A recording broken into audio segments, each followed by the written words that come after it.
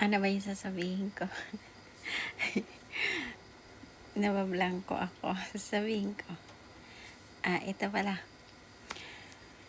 Happy 7th anniversary sa inyong dalawa ni Kulot Popnito.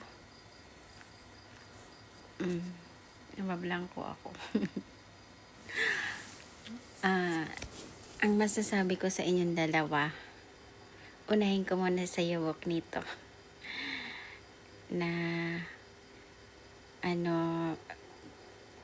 iwasan mo na pagiging sobrang gwapo, sobrang magiging sobrang babaero.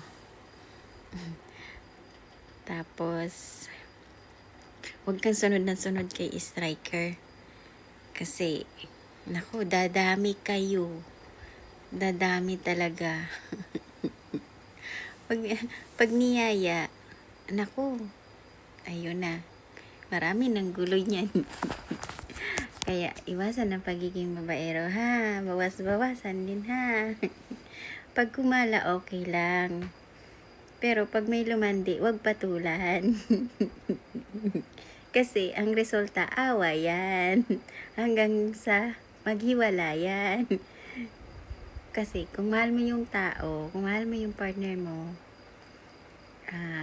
kahit kapalandiin ng tao, ng isang mapanuksong babae, parang hindi mo igagrab, naiisip mo yung partner mo na, mayroon pala akong partner na naghihintay sa akin. Diba, Kulot? Kaya maging strong lang kayo, kasi ang tagal-tagal nyo na. 7 years, mahirap gawin yun. Tapos LDR pa, diba? Tiwala lang. Basta iwasan yung mapanukso na mga, alam mo na. Happy anniversary sa inyong dalawa, Kulot. Kulot, bantayan mo, o wag na lang bantayan, hayaan mo siya para hindi niya masabihin na selosa ka.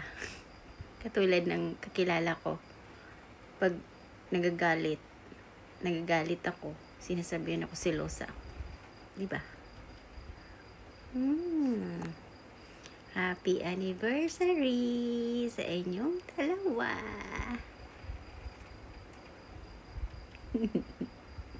Bye.